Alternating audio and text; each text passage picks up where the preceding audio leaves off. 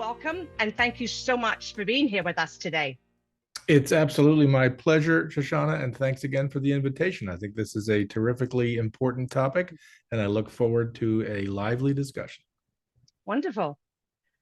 Okay, so we're going to start before we get into the presentation with some quotes from people in my organization's online migraine community. We have somewhere between 25 and 30,000 people across our channels, and we just have 5 quotes for you right now from these people. I would say that about 53% of people in our community have chronic migraine, and then about 25% are high frequency episodic, and the rest are low frequency episodic. So just to give you an overall idea of what the type of people that we actually work with right now. So here are 5 of the quotes. One person said, waiting for medication to kick in during a bad attack can be torture.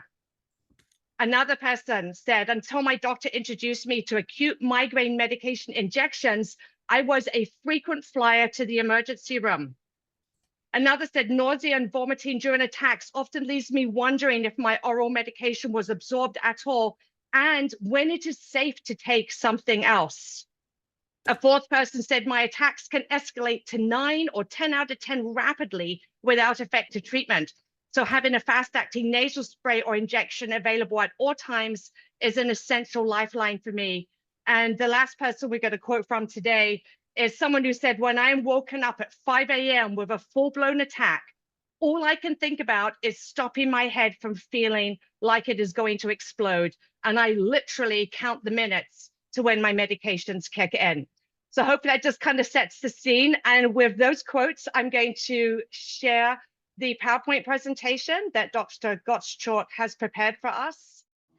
So this brief set of slides is really just to make the point that as a matter of principle, I recommend that all migraine patients have non-oral treatments available, and I recommend that people prioritize them in general.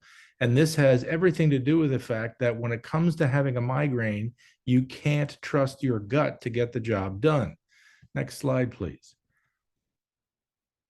So one way of framing this is to say, I think everybody should think about their current treatment, their current acute treatments, and whether or not they pass muster, whether or not you meet these questions which we're about to review. This is called the Migraine Treatment Optimization Quiz, or the MTOC, developed and validated over a decade ago as a way of telling both patients and clinicians whether or not we are in the right corner when it comes to the current treatment regimen.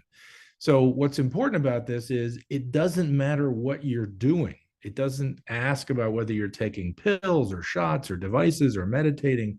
That's not the question. The question is whether or not it's working well. So the first 2 questions in this are simply, is it true when you treat a migraine that you are pain-free in 2 hours or less most of the time? And if you are, is it true that you remain pain-free for at least 24 hours? Now, those are simple ideas. And in fact, those are the FDA mandated outcome measures for acute treatment trials for migraine, and they have been for over 30 years. So those 2 questions define what we mean by an acute medicine that works for migraine. What amazes me is that I talk to patients every single day about migraine, and when I say to them, okay, just to start, I want to be sure that whatever acute treatment you're using means these 2 things. Pain-free in 2 hours most of the time, doesn't come back. And that is amazing and a little scary to me, how many people say that would be totally amazing if that were true, because that says to me that isn't true. And more importantly, more of the time, it means no one ever told them that this is what's supposed to happen. So I don't know why this is some kind of secret out there that this is how your treatment should be working, but apparently that's the way it works, because too many people do not have this as their yardstick for whether or not they have good acute treatment.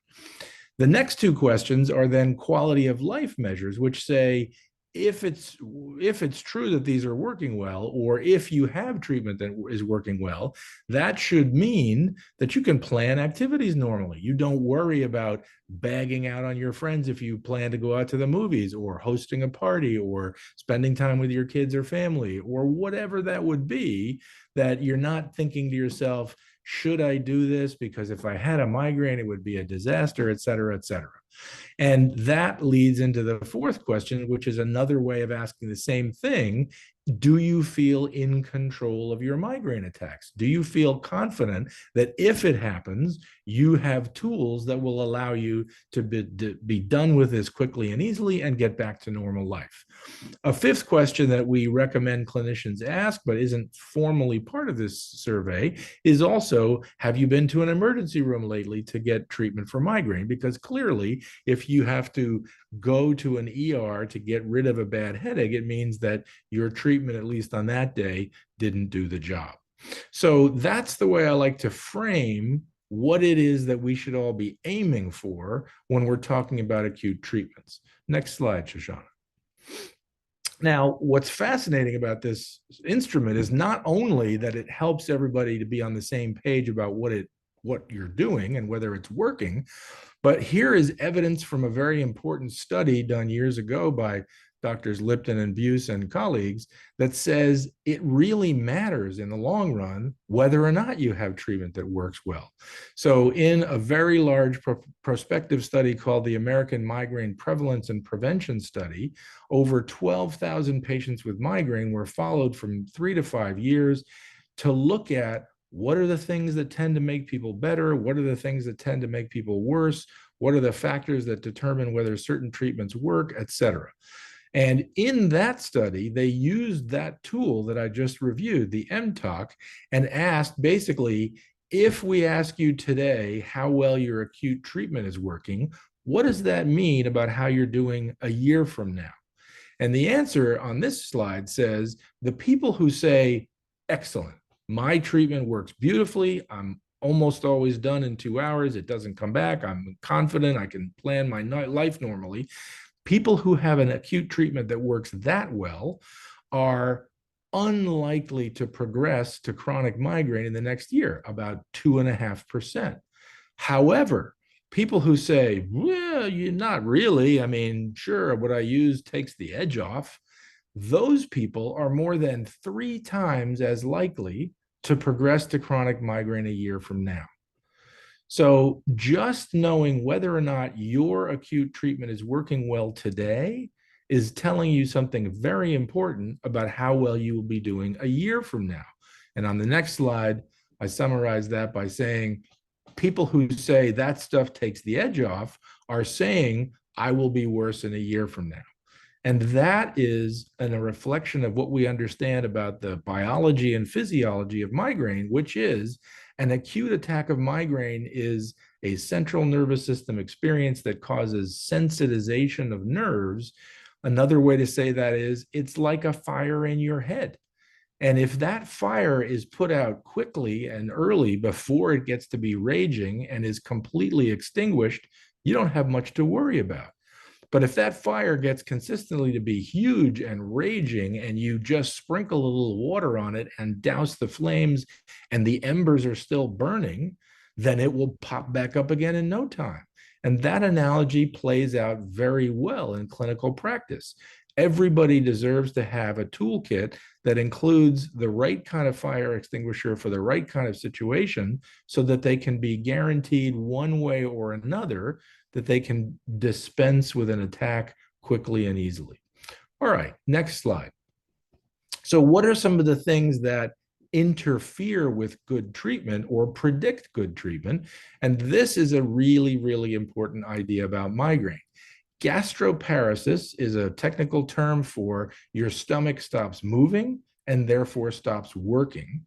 And what's remarkable is that gastroparesis happens always during migraine. So click again if you would. Gastric stasis, or your stomach going offline, is universal during migraine attacks. Whether or not you are nauseated, studies have shown that pretty much without fail, during a migraine attack, your stomach is not doing its job. So that means if you don't have a stomach that's moving and functioning and digesting, you cannot absorb oral medication. So then we prioritize the use of drugs that don't depend on your stomach to have a good response to migraine. We recommend nasal formulations that actually get absorbed in nasal passages. We recommend subcutaneous or injectable triptans, of which currently there is only one, so that you can bypass the stomach and get the drug into your system quickly and at a good level. We also recommend using non-pill formulations of anti-inflammatories called NSAIDs, and we currently have 2 formulations of those, Cambia and Elixib. So either a powder that you dissolve in water or something that comes already in solution in a small bottle. And I always like to point out that those 2 drugs, those 2 anti-inflammatories, are in fact the only anti-inflammatories that are technically FDA approved for treating migraine. Now, we could have several days of discussions about how it is that if there are only 2 drugs that are technically approved in this class to treat migraine, that most insurance policies can deny them anyway and require that people use non-approved generic drugs that don't work as well. I wish I knew the answer to that question, and I fight against those prior authorization or step edits every single day, but that's the situation that we live in. But the point again of this slide is knowing that the stomach stops working at some point early in a migraine attack means you need to get medicine into your system quickly and hopefully at a level that really works.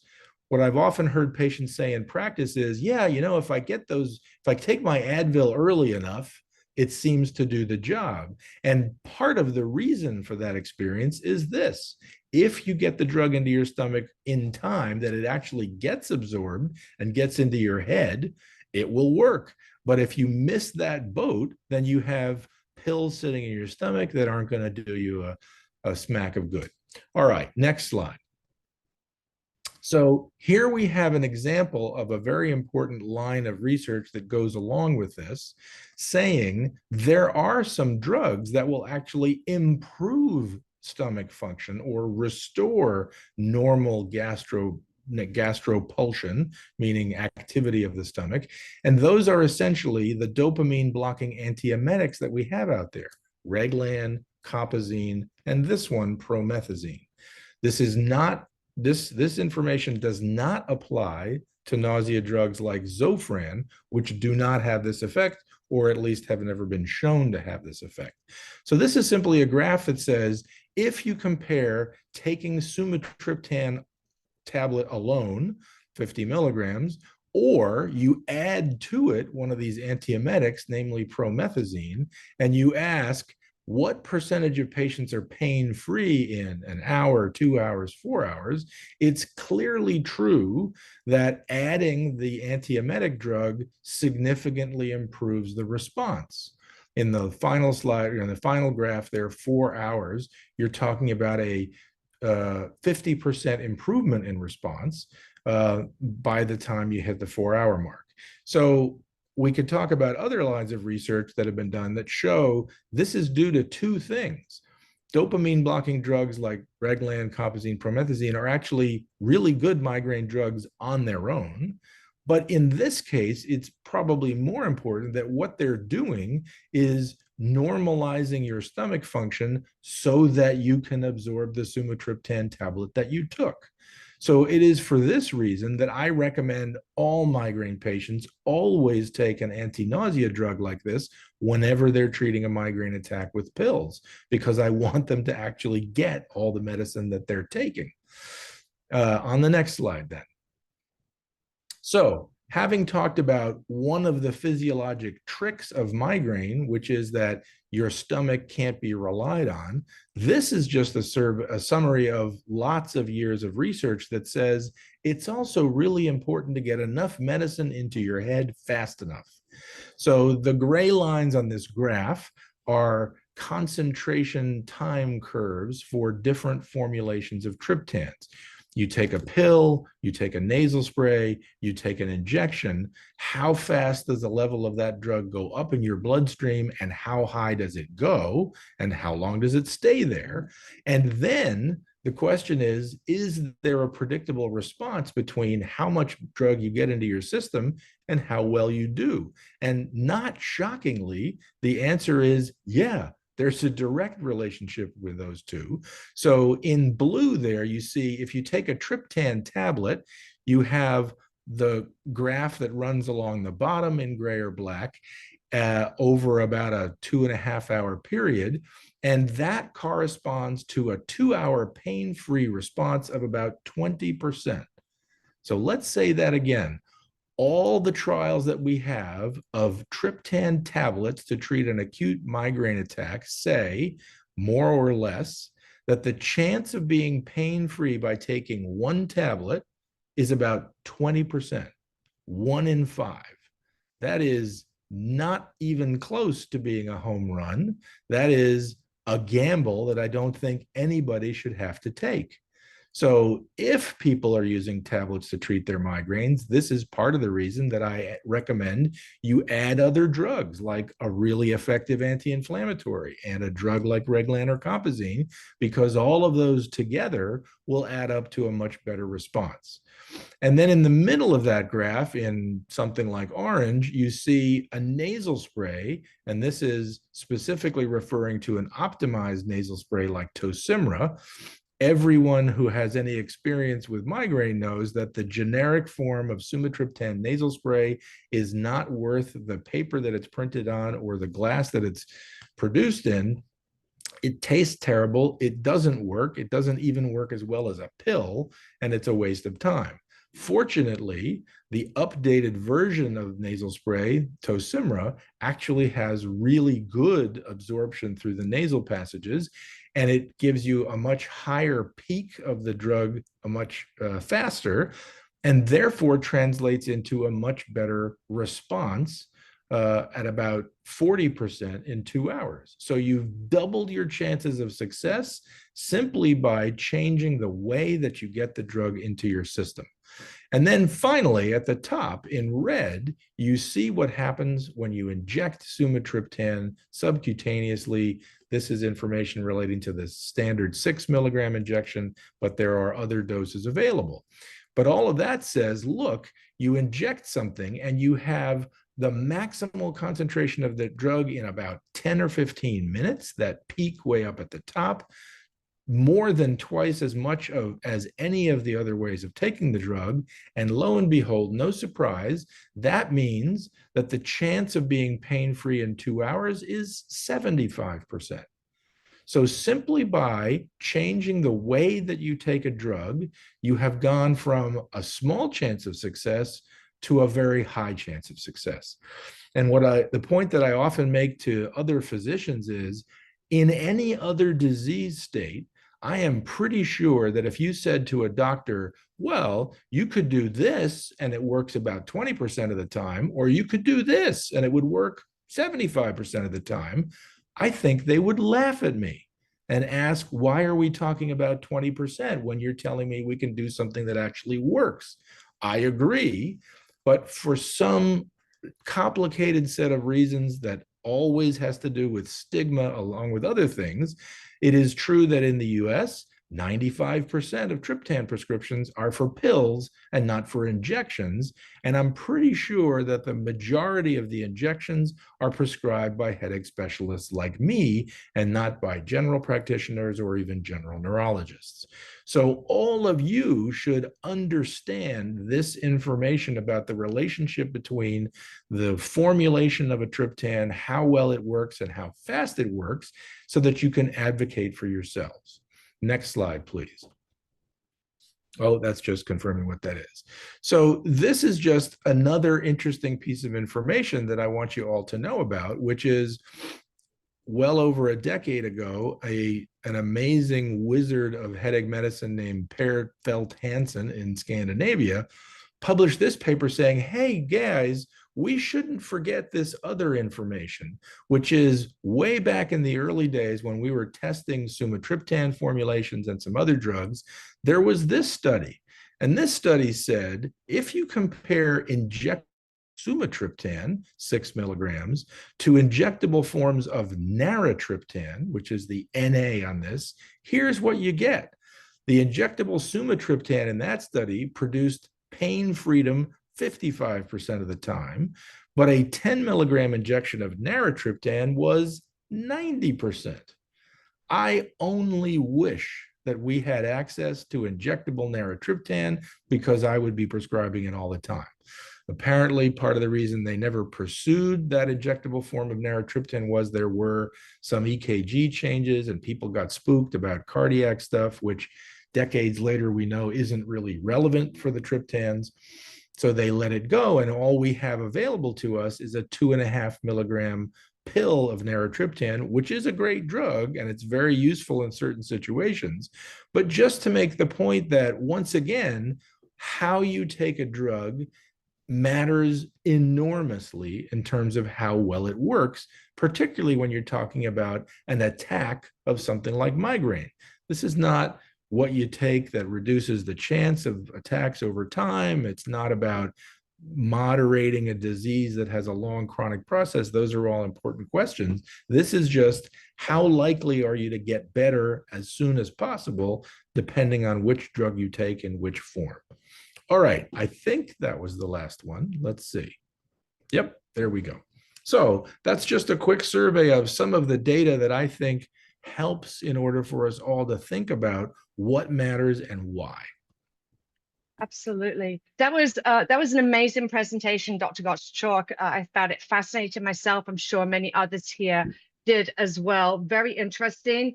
Especially interesting to have that statistic of 20% success of pain freedom at 2 hours, only being 20% for a triptan tablet. And that's not good. So we see in our online community every single day, people posting messages. What do? I took my pill. It didn't work. Do I have to go to the emergency room? My doctor's not answering the phone, not answering the messages. It is a huge problem. Before we get into some of the questions that have come in, I see there's a lot of questions here, as well as we have some as well, that just to go over a couple of statistics, interesting, that basically you're saying people with migraine, 100% of them experience gastroparesis, I know I'm not pronouncing that correctly, during a migraine attack. That's 100%, everybody. So if we're looking at number of people do vomiting or nausea during an attack, we do have a study that I think is going to be posted in the chat that shows about 29% of people experience vomiting during a migraine attack and 73% experience nausea. Is that about right, Dr. Gottschalk? Sounds like what I've seen before, yes. Perfect. And then we did a quick poll in one of my online communities last week, just to see how many people talk about having wake-up migraine, which we define as not the daily migraine that some people have, but when they wake up with a discrete attack in the middle of the night or early morning, which are often full-blown. And interesting enough, 85% of people in our migraine group say that regularly or frequently they have wake-up migraine. 12% said rarely, and only 3% said never. So hopefully that's kind of set the scene a little bit more for why this is such an important conversation. And not that we are against oral medications at all, they absolutely have their place, but we need to make sure that patients have a toolbox of treatment options so they can use those for their attacks, not end up in the emergency room or urgent care, losing work and other aspects of their life. So the question I have for you to start with, Dr. Gottschalk, is why do you think, first of all, there is not an emphasis in migraine research on non-oral medications?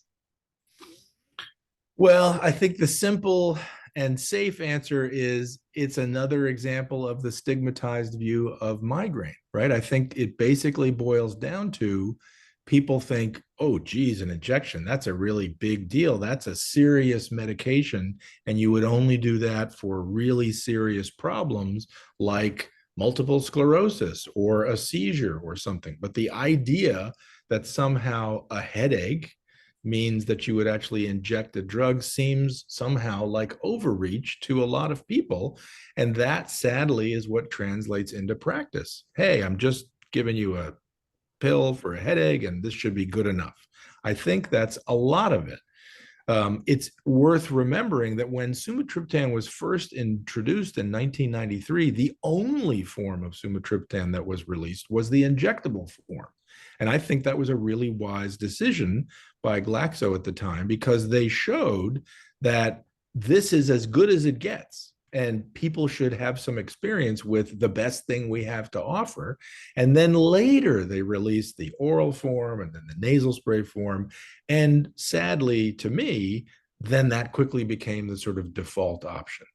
So I think there is partly this view that migraine probably doesn't deserve something like an injection a lot of the time.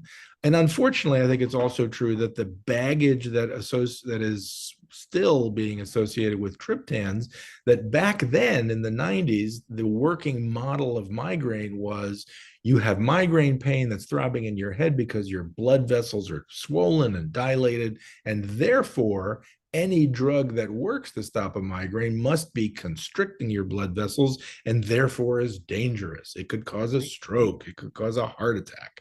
And so that scare tactic still runs throughout all of the medical literature that you can find and through most of what you see on the web. And so people have this idea that you don't want to prescribe something high powered like an injection because you might kill somebody, none of which is true. All of the evidence that we have in the intervening 30 years says that's not how drugs for migraine work anyway. They don't actually constrict blood vessels. There is no evidence that people who take triptans in any form are more likely to have a stroke or heart attack. It's just all based on some models that we've proven are wrong. Fine, that's what science is about. You get an idea, you test it, you find something else out. But unfortunately, human nature is one that you hear something scary about something and you tend not to forget it until you have personal experience that that's not true, or somebody beats you over the head with the facts enough times that you say, okay, I guess I need to let that one go. So all of that says somehow that we have this kind of default position that you treat headaches with some pills, and if you're really in a tight situation, maybe you would move on to an injection. I absolutely agree with you that somebody should be doing some trials to say, look, if we took a group of patients with migraine early in their career and only let them use injectable drugs for a while, and then we compare that to people who take pills, I wonder how they would do in a year. And I know what the answer would be, but studies like that are not going to get funded by a drug company and probably would even have a hard time getting funded by the NIH because it's with old drugs. It's with stuff we have already. They want to test sexy new things with fancy labels and new ideas, understandably, but it would really help to show that whether you use the right tools we have available now really makes a difference. Yeah, that's very interesting. I know for myself, I didn't have access to an injection for the first 35 years of having migraine. And I often wonder, would the disease have chronified to the extent that it has now if I had access to appropriate medications earlier on in my treatment history? You kind of answered the next question we have, which is why do you think most patients are not prescribed non-oral medications by their doctor? Because just of the impression of some of those medications. Do you think there is any other reason beside those we've already mentioned why most patients are not prescribed non-oral medications? Well, I think another factor that's a practical and real world one is prior authorization and formularies, right? So it's pretty easy to prescribe a pill for migraine. It's certainly the default is if you prescribe generic sumatriptan tablet, it's going to get approved. So people can do that and they know they're not going to get hassled. But some insurance policies still to this day give people a hard time if they prescribe injectable sumatriptan. You have to show that you've tried the pills or it's more expensive or whatever, all kinds of crazy things that get in the way of this is the best drug we have and nobody should be arguing with me about it. Yeah, absolutely. It's interesting. And also what you said during your presentation about the generic form of the nasal spray, not the same as the brand name. And we hear people all the time saying, my nasal spray was changed from brand to generic. Why isn't it working? And my doctor doesn't believe me that it's not working, but there's a reason for that. Generic medications are not the same as brand medications. And we know that. So important to know. We had a question here from Paula Schuler. That's a live question. The first thing she says is, are acute migraine treatments supposed to make us pain-free? And that is the whole problem, is that I think most patients don't realize you actually should be pain-free from your medications. But she went on to ask, should the other symptoms that come with a migraine attack also be stopped by these migraine meds? And just to add to that myself, I would say that one of the things that people with migraine are often concerned about is what we call the most bothersome symptom. That, how do you decide whether it's more bothersome that you're throwing up or that you're losing your eyesight or your brain isn't working or you're exhausted? All of these symptoms are bothersome. So should these medications be stopping those symptoms within 2 hours as well? Well, I would certainly like to say yes. And the problem is the research that we have only partly addresses that question, right? So up until about not even 10 years ago, clinical trials that were measuring acute migraine drugs didn't even ask a question about most bothersome symptom. The only thing the FDA required was pain-free or not, or pain relief or not, and maybe 24 hours. That's the end of the story. And then, thank goodness, researchers and advocates like Lipton and colleagues over time convinced the FDA we really need to have a little bit more information than that, because pain is not the only thing in migraine that matters. And so now at least we have trials that lump all of that other stuff together into MBS, most bothersome symptoms. So for a given attack or for a given patient, besides pain, what's the thing that you would really like to have addressed? But in that set of questions, it's still true that cognitive impairment is not one of those targets. So nausea and light sensitivity and sound sensitivity, okay. But despite the fact that more and more as we look, we see that cognitive impairment and decision-making are one of the most common problems with migraine attacks and one of the biggest challenges that patients face. So can we say that we know there's a particular treatment that addresses that? No, because we've never actually studied that problem. But this general question, which is a great one from Paula, is this is exactly why it's so important to have good conversations with your clinicians about what exactly it is that you're trying to achieve with your treatments and whether you're getting there. At least it's true in my experience that when you combine different types of drug, a triptan and an anti-inflammatory and an antiemetic, that when you do that, you are far more likely to get back to zero with across the board with those other symptoms.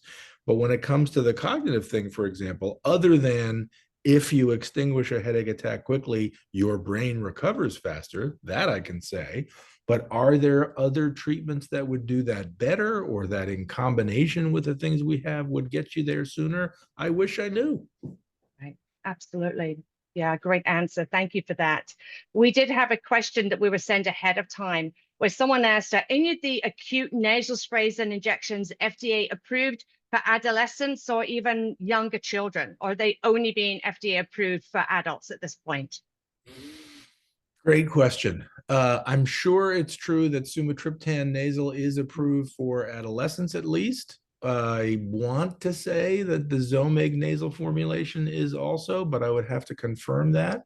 But I don't think that the new nasal sumatriptan formulation, Tosymra, has sought an adolescent indication yet, but they certainly should. Yeah, absolutely. Because obviously we know that migraine starts in childhood or adolescence for so many people. And if we're missing that open window, you're looking at years when the disease can chronify. Right. And obviously that's a huge problem. And again, part of that is because I think people don't know that they actually have a right to expect pain freedom and symptom freedom. They think that it's just all normal. We have a question here where someone is asking, are there any studies about the long-term usage of injectable medication, specifically any long-term side effects related to that usage?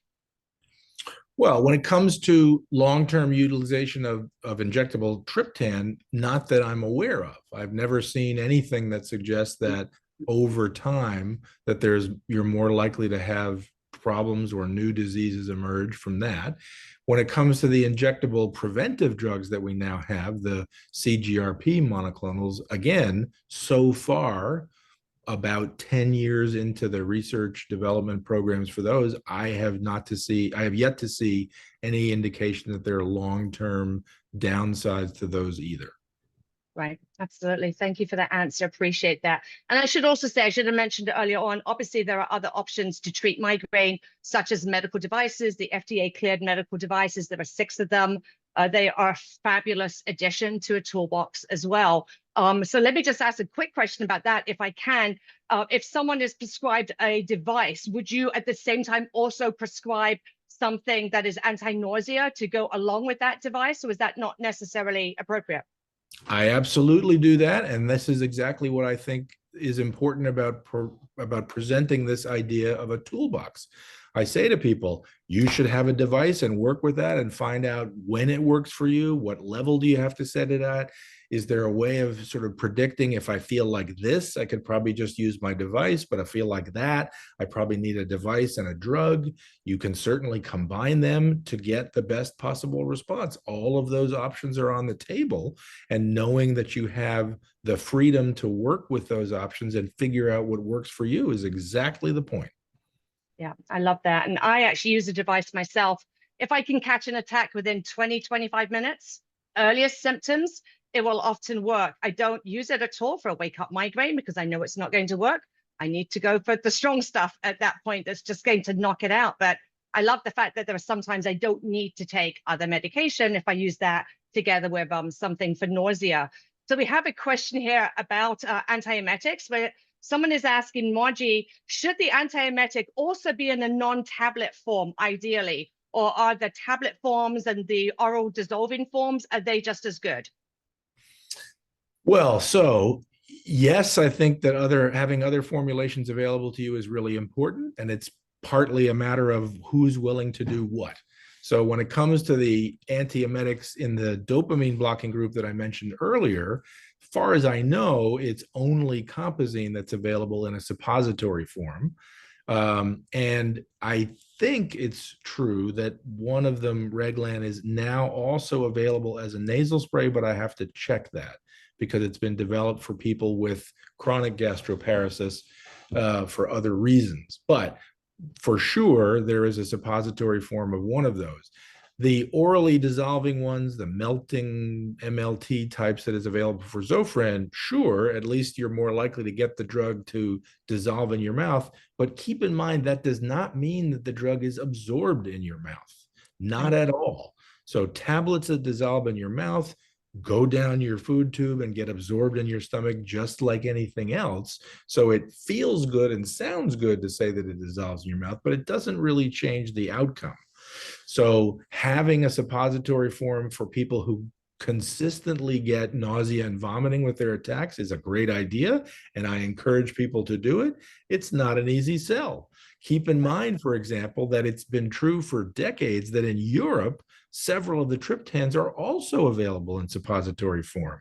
But apparently everybody has decided that the type of people that Americans are wouldn't even discuss having a suppository form of a triptan, so it's never been an option. Yes, interesting, really interesting. In fact, well, actually, let me ask a question about Reglan. I'm going to go on to the next one. Is that someone wrote, Margie, again, most doctors that she's seen are hesitant to prescribe Reglan, possibly because of the risk of tardive dyskinesia. Not sure if I'm pronouncing that right. Is that actually a significant risk? And should we be cautious about how much we use Reglan, even if it is available in suppository format? Or is that not a high risk? Well, it's certainly not a high risk. And the question is whether it's a measurable risk for people who use a drug like that intermittently.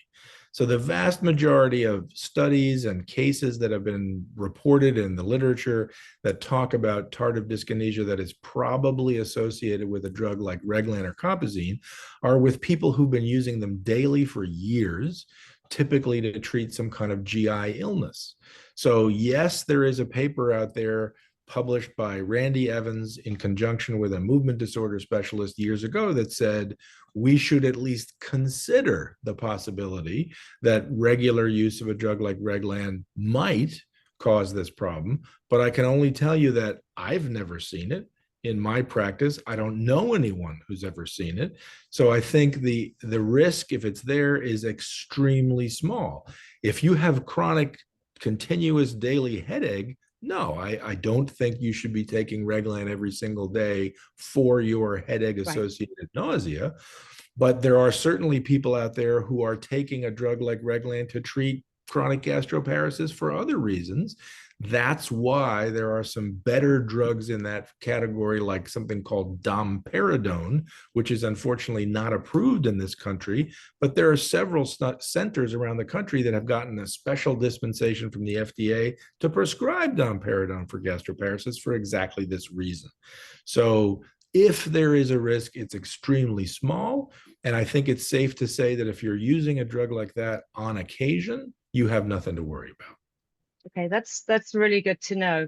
I should also just add in there, obviously, sometimes patients do not want to use injections.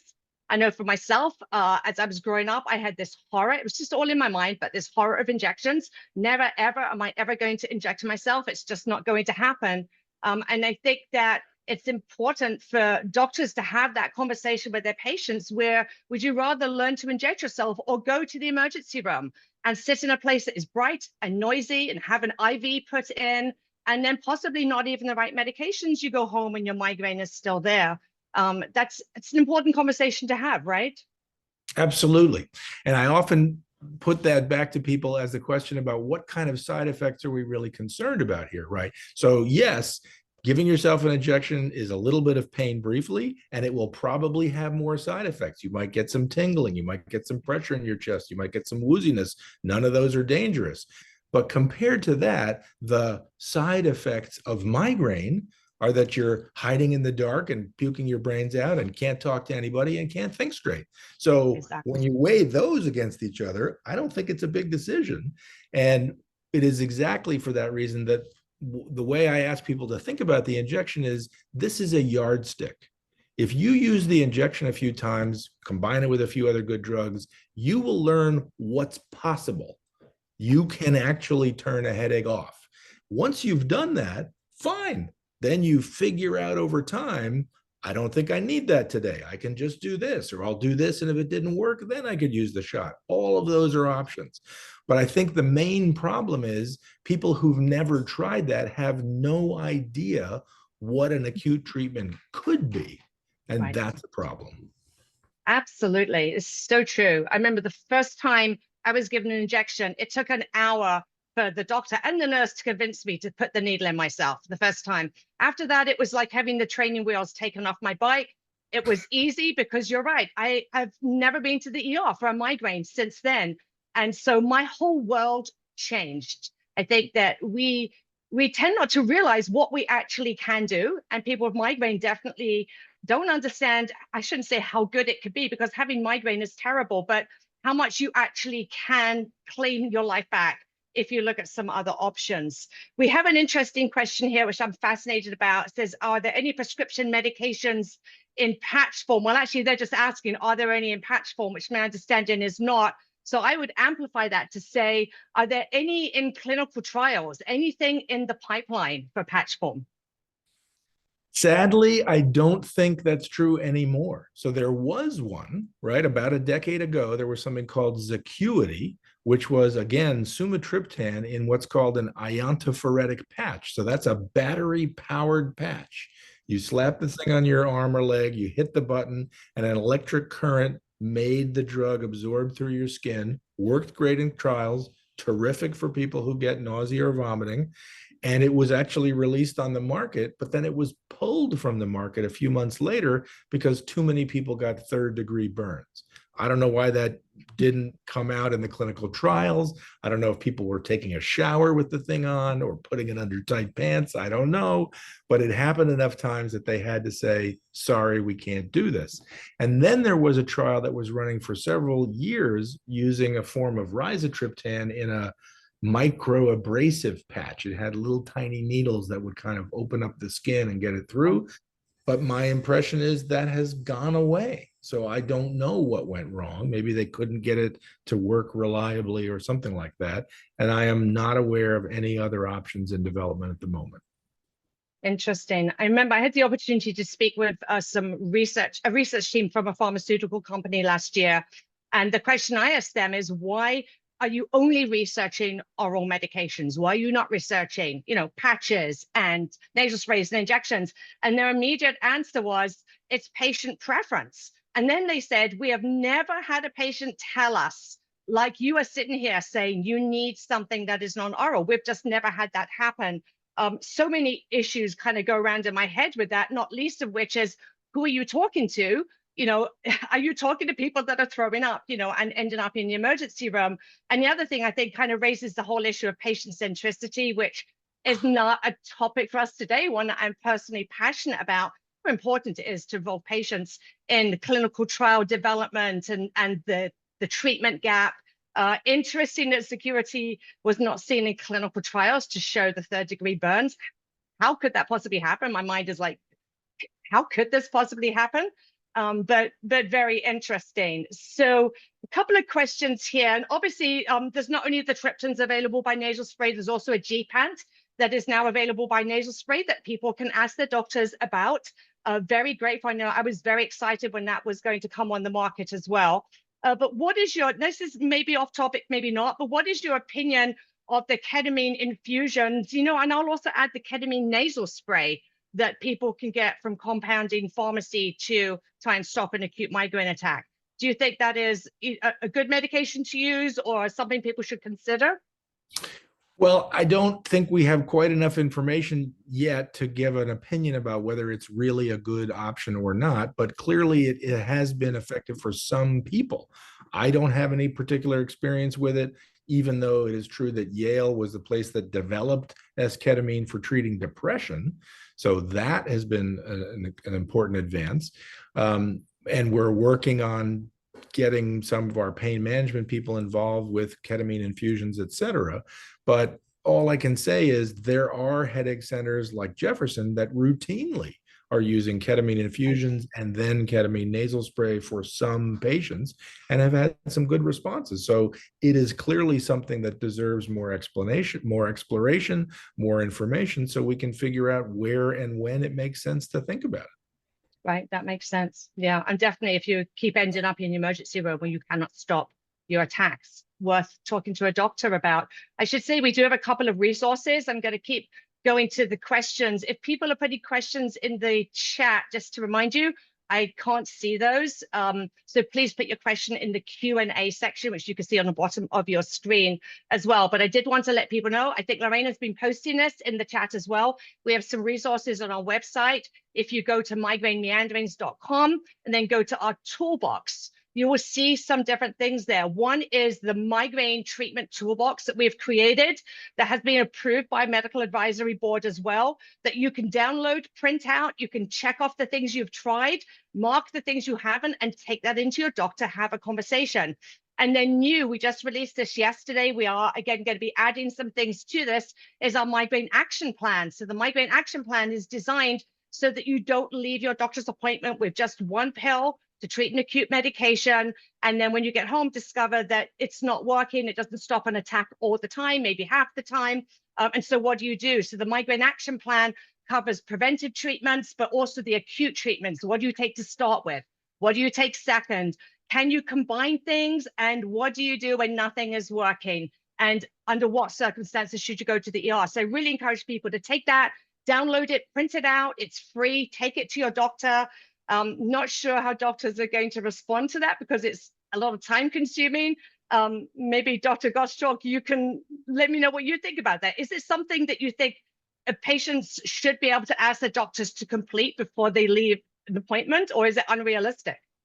Well, I think that's a great way to phrase the question. I think it's probably more a matter of a collaborative effort, right? That it's probably more than a physician could do in one single meeting. but at least you can come in with your form filled out with what you're currently doing, with some specific ideas about what you'd like to be doing or whether or not what you have feels adequate, and then fill it in over time. But step by step, I think it is absolutely crucial to have a plan like that in place, because then everybody knows what the different parameters are, what the different options are, what you would do if you end up needing to go to an ER, where too often people in an ER know nothing about treating Right. migraine. And so you end up getting narcotics, which are completely useless, or being given a whiff of a little bit of headache medicine and then shuffled out the door because you've had your treatment, rather than treating you until the headache is actually gone. All of those things are worth putting on paper. Absolutely. Thank you for that. And it also, just so people know, when if they go and download it, it also talks about what symptoms you personally experienced during a migraine attack. It's important for your doctor to know, are you throwing up? So how often does that happen? Do you wake up with migraine attacks?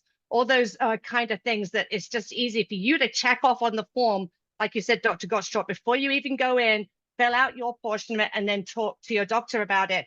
I should also say that we're in the middle of a young adult project right now. We did some focus groups and interviews of a group of young adults aged 18 to 25.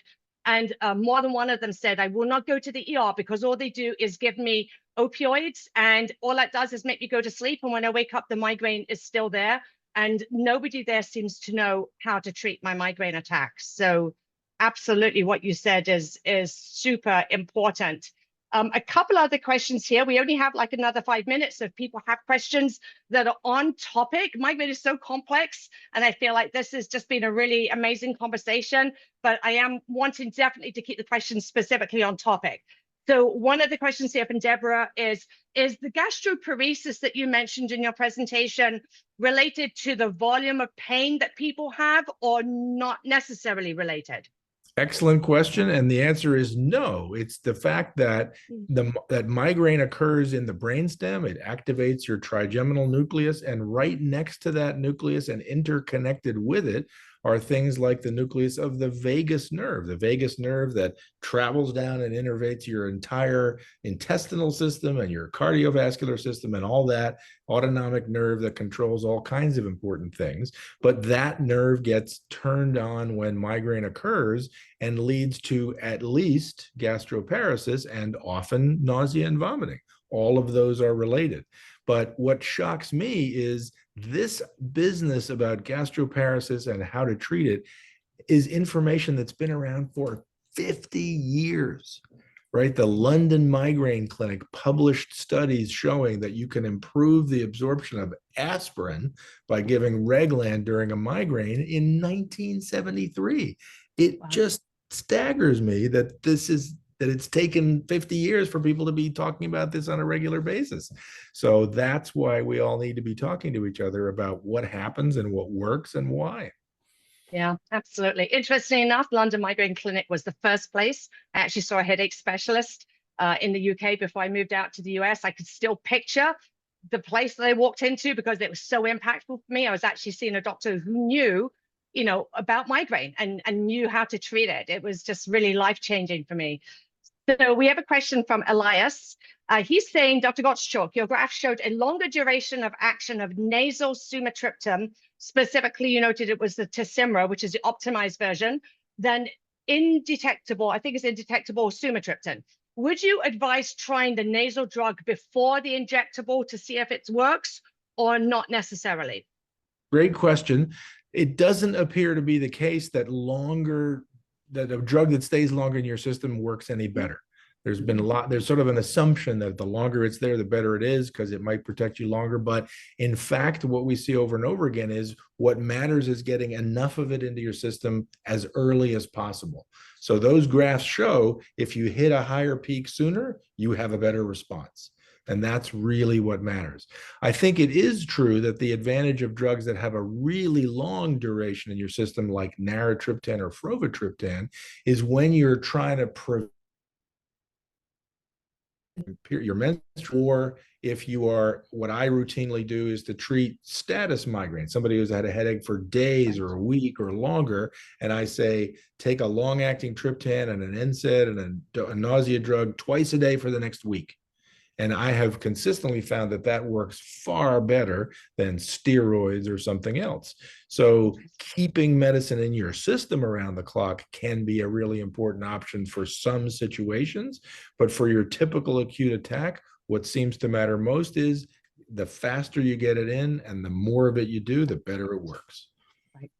Which kind of raises a whole other issue, honestly, which is if patients are not being given enough medications from their insurance companies, then they have to kind of prorate when they're going to use that medication. And so we see that. I know this is off topic, but we see that all the time in our communities. Is people saying, I only have 8 pills, and so is this attack really bad enough? And so they wait until it's so bad that the chance of it actually working is less. Whole other topic, whole other issue, but I see someone else here is asking about insurance issues. We did do a project actually last year and earlier this year with HMPF about the insurance issues and the barriers they put up. So I just encourage you to go to our website. There's also videos up that you can watch about that just to learn more, because insurance is a huge issue. We have a question here from Nikki. She's asking, does hydroxyzine work similarly to promethazine or Zofran? Or is that something completely different when you're looking at an antiemetic? Great question. So those are 3 different classes of drugs. Those are hydroxyzine is essentially an antihistamine. Promethazine is a dopamine blocking antiemetic, which also has some antihistamine effects, but that's not primarily how it works. Zofran is in a completely separate class of nausea drugs that affect serotonin levels in the gut specifically. And so they each work in a very different way. And the bottom line is, all we can say is we know that the dopamine type drugs, compazine, Reglan, promethazine, those are ones that can actually improve the outcome of treating migraine. We don't have that information for the other types. Interesting to know that. I think that pretty much is all the questions that we have right now. I see someone did ask about, can you revert back to episodic migraine if you have chronic migraine? All I can tell you is I know people who have. It can be hard, but it's not over, right? Just because you didn't have access to the right medications or for whatever reason. It's a hugely important question. So the answer is absolutely. And we know from large studies that people just revert on their own, or maybe they got the right medicine finally, or learned how to use their tools better, but definitely people do it. But that's basically what I do every day. I take people who have chronic migraine and say, you need to do this as well as possible. You need to add this. You need to jump in sooner. We need to give you a good preventive or a combination. And my whole goal is to revert people back to episodic migraine. And I'm happy to say most of the time that works. Yeah, which is wonderful. And obviously it takes someone who really understands migraine. I will just quickly say this, even though we're kind of at the end, is that right now there are less than 1,000 certified headache specialists in the US alone. I know this is a common problem globally. We actually have a website that lists every single one of them. So it's those who have UCNS certification and the AQH certification from the National Headache Foundation. And I hope Lorraine will be putting that into the chat as well. Otherwise, it's just headachedoctors.net. You can go in and do a search by zip code. The percentage of people who see a certified headache specialist to manage their migraine is very small. Obviously, there's 42 million people in America with migraine, less than 1,000. Certified headache specialists. The average medical school teaching on all headache disorders is 4 hours, but we're talking about average, right? Some is more, some is 0, which is shocking. And then also with even neurology residency, some of them actually have 0 lectures on headache disorders, which is really mind-blowing. I still have a hard time understanding that. So if you're seeing a neurologist, just find out if they're a general neurologist or an actual headache specialist, and encourage you, if you want a second opinion, please get a second opinion, get a third. It's your health, your life. Dr. Gottschalk, any final thoughts before we bring this to a close today? Only that I'm so grateful to you, Shoshana, for everything you've done for this community and for having conversations like this, which I think are absolutely crucial. And I hope that we have a chance to do things like this again. Absolutely. I would definitely love that. Love to meet you in person at AHS as well, just to say hello. Thank you again so much for being with us here today, Dr. Gottschalk. Thank you, everybody who has attended and everyone who's going to be watching the video afterwards. I hope that you found this helpful. If there are questions that you have that have not been answered, please come into our communities on Facebook, Instagram, and the other social media channels and ask us questions.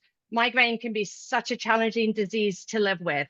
We encourage you to educate yourself about all the different treatment options available, and then proactively partner with your doctor to help manage your migraine.